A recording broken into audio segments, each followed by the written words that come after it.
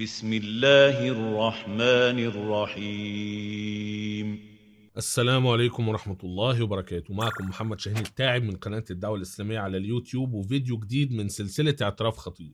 الاقتباسات اللي هنقرا منها النهاردة أرسلها الأخ كرم عثمان، فلو أنت عندك اقتباسات خطيرة حابب إن احنا نعرضها في هذه السلسلة اتواصل معنا عن طريق طرق التواصل اللي موجودة تحت في وصف الفيديو. كل الاقتباسات اللي هنقرا منها النهاردة فيها سمة واحدة، بيتسلط الضوء على فكرة تعتبر من أكبر الأسباب التي أدت إلى فساد المسيحية، فكرة الحرية الشديدة التي كانت موجودة في المسيحية المبكرة. حرية إيه بالظبط؟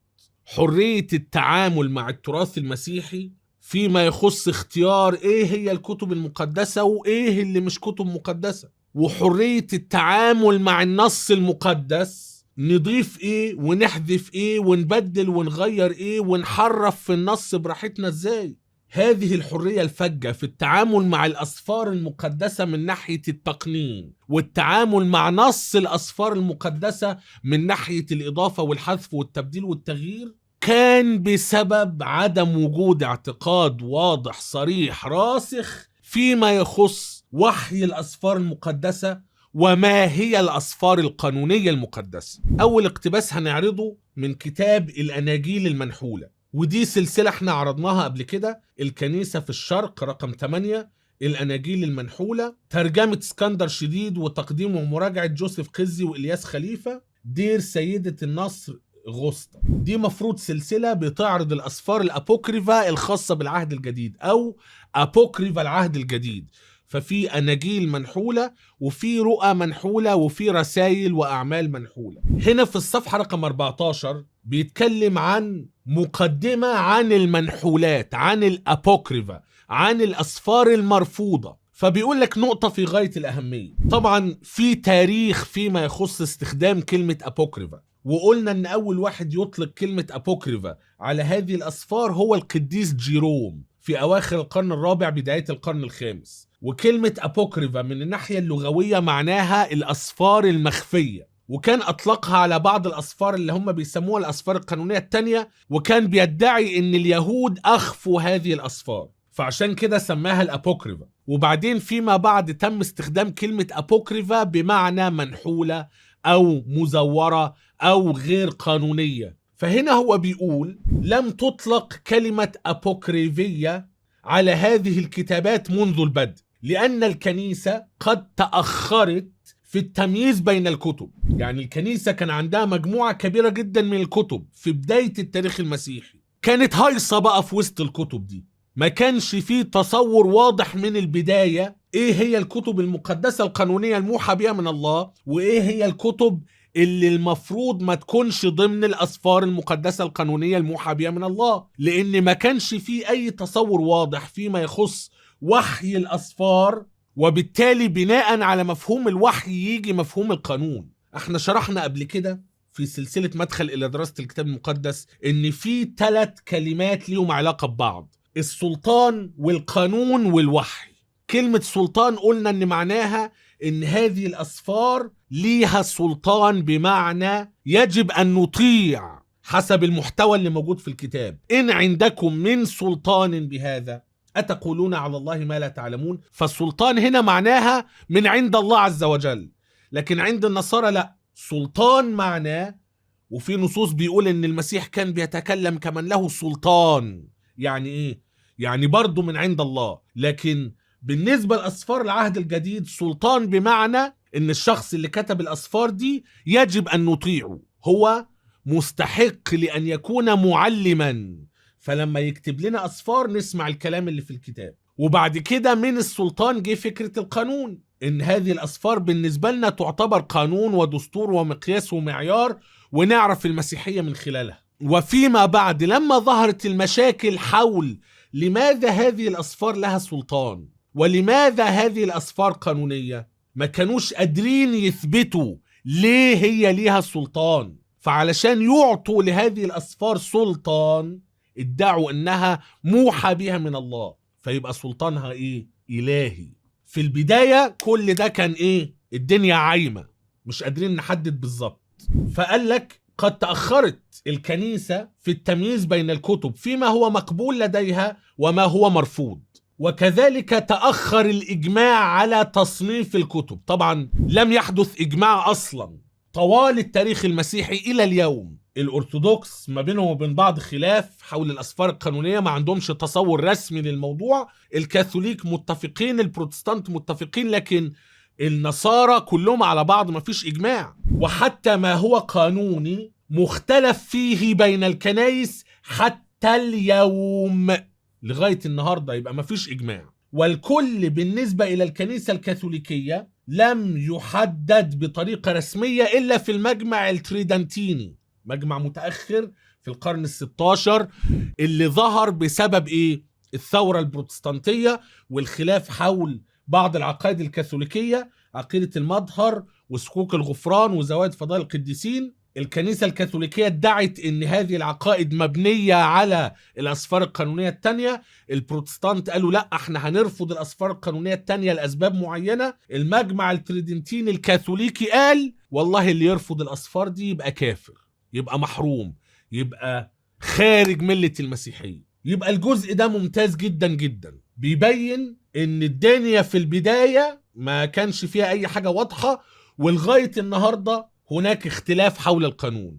هنا بقى بيوضح المشكلة. قال لك قبل هذا التحديد الرسمي كانت حرية التعاطي مع الكتب المقدسة سواء كانت قانونية أم منحولة هي السائدة. يعني ايه الكلام ده؟ يا باشا اعتبرها كلها كتب مقدسة، يا باشا اللي يعجبك في الكتب انقل منها، يا باشا احنا مش حارمينك من حاجة، والسوق مفتوح والكتب موجودة، واللي انت شايفه حلو اقتبس منه، واللي انت شايفه وحش ما تقتبسش منه. لذلك نجد في كتابات الآباء الأوائل ان هم بيقتبسوا كثيرا من أسفار اليوم تعتبر منحولة. طب وهو على أيامه كان بيعتبرها منحولة؟ لا، كان بيعتبرها كتب مقدسة، سواء كانت بمعايير اليوم قانونية أم منحولة.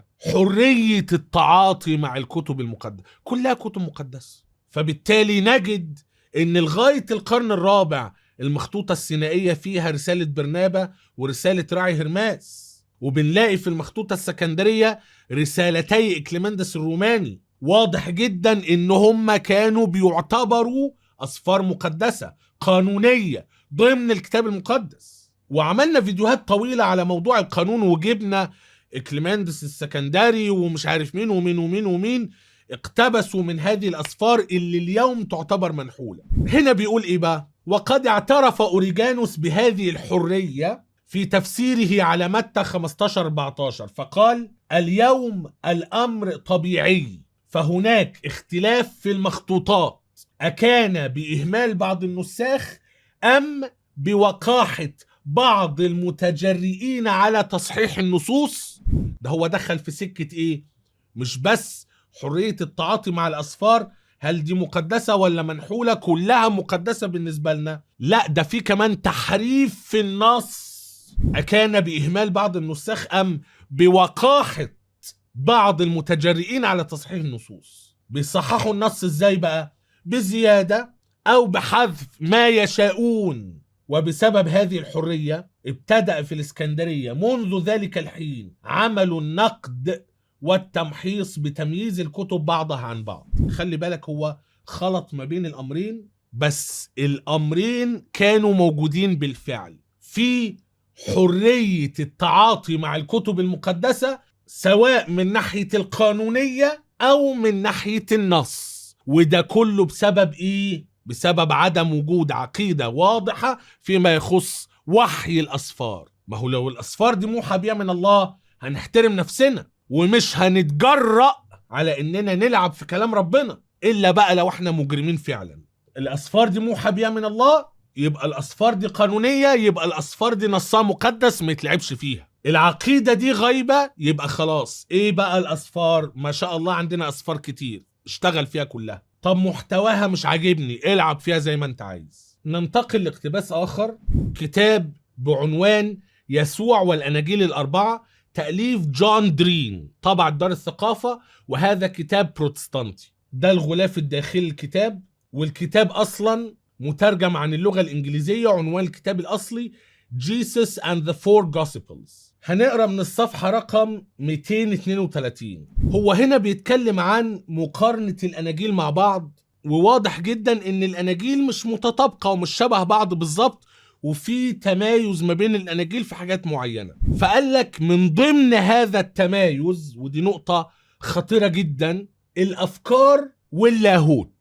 وركز معايا هنا، بيقول لك إذا أمكن بيان أن قصة أحد الأناجيل تتضمن فكرا لاهوتيا أكثر تطورا من قصة أخرى، هنا يبدو من المعقول النظر إليها على أنها أحدث الاثنين. وطبعا الواقع أن الأناجيل ما بينها اختلافات. طب لو احنا جبنا قصة معينة موجودة في إنجيل وموجودة في أناجيل تانية وقارنا القصة دي، وجدنا أن إنجيل منهم من خلال التحليل والنقد الأدبي القصة في الإنجيل ده تتضمن فكرا لاهوتيا أكثر تطورا من قصة أخرى. يعني وجدنا أن القصة هنا فيها ملمح زيادة مش موجود هنا، والملمح ده له دلالة معينة. فقال لك ده معناه أن القصة اللي فيها الملمح الزيادة دي أحدث الاثنين. أحدث يعني دليل على فيه تطور حصل. النقطة المهمة بقى اللي بيتكلم عنها، بيقول هناك بالطبع عدد من التأكيدات المختلفة في الأناجيل، إلا أنه من الصعوبة أن نعرف على وجه اليقين ما هي أهميتها من ناحية كتابة الأناجيل. بيضرب مثال، فعلى سبيل المثال يبدو أن متى ولوقا عدلا أو حذف أقوالا معينة جاءت في إنجيل مرقس يمكن الاعتقاد أنها تشين يسوع. حرية التعامل مع الكتب المقدسة من ناحية النص، هنا هو بيأكد إنه مش تأكيد قوي يعني، بس على استحياء، يبدو يعني في ناس كده ما يعني ممكن تاخد بالها من إن ده حصل، أو في بعض الناس ممكن يلاحظوا إن هو ده الحال. يبدو. طيب النقطة المهمة هنا إن هو مش بيتكلم عن إنه الساخ اللي استلموا النص بعد نشر الكتاب، لا، ده هو بيتكلم عن كتبة الأسفار المقدسة نفسهم. متى اللي هو يعني الاسم اللي احنا بنستخدمه للإشارة لكاتب الإنجيل، ولوقا الاسم اللي احنا بنستخدمه للإشارة لكاتب الإنجيل. احنا ما نقصدش ان متى الحواري فعلا قال كده او عمل كده، لا، ولا بنقصد ان لوقا فعلا عمل، لا، احنا ما نعرفش مين الكتبة. احنا بنسمي الأناجيل زي ما الكنيسة سمتها، فهم مسمين الأناجيل متى ومرقس ولوقا ويوحنا، فاحنا بنقول المجهول اللي كتب الإنجيل ده هنسميه متى، فيبقى متى عمل. لكن احنا ما نقصدش ان متى بالفعل التلميذ الحواري عمل، كاتب الإنجيل المجهول هو اللي عمل وهنسميه متى. فقال لك يبدو أن متى ولوقا عدلا يعني ايه؟ غير، أو حذف يعني شالوا أقوالا معينة جاءت في إنجيل مرقس. يعني إيه الكلام ده يا جماعة؟ يعني إحنا عندنا الأناجيل الإزائية متى ومرقس ولوقا، القصة موجودة في الثلاث أناجيل. لما نقارن الثلاثة سطر بسطر وكلمة بكلمة، بنلاقي إن مرقس قال كلام مش بنلاقيه في متى ولا بنلاقيه في لوقا، رغم إن العلماء شبه متأكدين إن مرقس كان هو مصدر لمتى ولوقا، ومتى ولوقا نقلا من مرقس. يبقى تنقله بأدب، تنقله زي ما هو موجود، لا، في تغيير وفي اختلاف. ساعات كانوا بيعدلوا وساعات كانوا بيحذفوا. ليه؟ يمكن الاعتقاد اللي هم عدلوه او حذفوه ده، يمكن الاعتقاد انها تشين يسوع. تشينه ازاي؟ من الاخر ضد لاهوته. لو قريت القصة زي ما هي في مرقس هتحس ان لا، ده ما بيعترفش بألوهية المسيح. والموضوع ده هنأكد عليه من خلال اقتباسات أخرى جابها الأخ كرم عثمان ربنا يحفظه ويبارك فيه، بيأكد على الفكرة دي إن اللاهوت والعقيدة مختلفة من إنجيل لإنجيل، وإن إنجيل مرقس تحديدا كأنه يعني ما اعترفش خالص بألوهية المسيح، بل إنه يمكن كان ضده. هنا بيضرب لك مثال واضح. فقول مرقس الفظ إن يسوع في الناصرة، ده في مرقس 6:5، لم يقدر، مش لم يصنع، لم يقدر أن يصنع هناك ولا قوة واحدة. قال لك ده قول مرقس الفظ، لم يقدر أن يصنع هناك ولا قوة واحدة. جاء في متى على هذا النحو في متى 13:58 ولم يصنع هناك قوات كثيرة، يعني فعل بس مش كتير. هنا قال لك ايه؟ لم يقدر، يعني كأنه كان يريد لكنه لم يكن عنده القدرة، ولا قوة واحدة.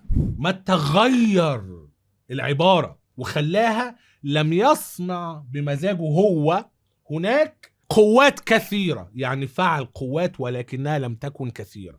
أما لوقا فقد حذف هذا القول بجملته، قال لك يعني أخرج من الخلاف أحسن، الخناقة دي أنا مش عايزها.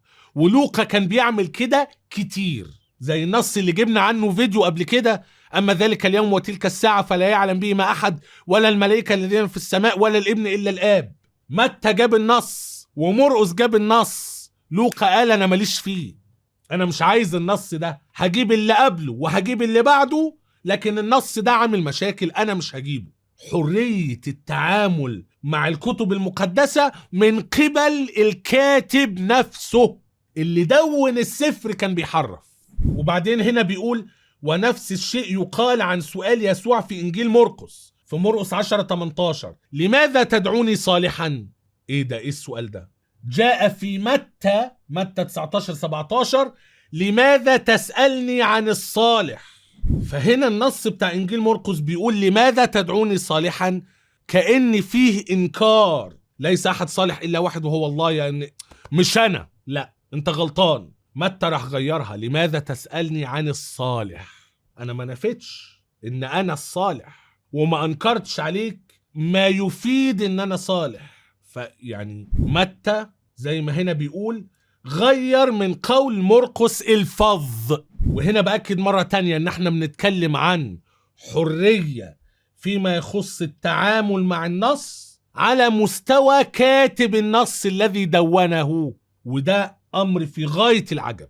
أنا هكتفي بهذا القدر في هذا الفيديو، لكن هعمل فيديو قادم بإذن الله عز وجل له علاقة بهذا الموضوع فيما يخص موضوع الحرية. وزي ما قلنا إن أساس موضوع الحرية فكرة إن مفيش تصور واضح فيما يخص الوحي، وجبنا اقتباسات بتدل على ده قبل كده، لكن نجيب تاني مفيش مشكلة. في فيديو قادم هنجيب اقتباسات عن إن كتبة الأسفار أنفسهم ما كانوش دريانين إن هم بيكتبوا أسفار موحى بها من الله، ولا كان يخطر على بالهم أصلا إن الأسفار دي هتبقى كتب مقدسة موحى بها من الله. لو حاز هذا الفيديو على إعجابك فلا تنسى أن تضغط على زر إعجبني، ولا تنسى أن تقوم بمشاركة الفيديو مع أصدقائك المهتمين بهذا الموضوع. ولو كنت قادرا على دعم ورعاية محتوى القناة، لو أنت شايف أن هذا المحتوى يستحق الدعم والرعاية، فقم بزيارة صفحتنا على باتريون أو بيبال، أو حتى قم بالانتساب للقناة. ستجد اللينكات كلها تحت في وصف الفيديو. إلى أن نلتقي في فيديو آخر قريبا جدا بإذن الله عز وجل، لا تنسوني من صالح دعائكم، والسلام عليكم ورحمة الله وبركاته.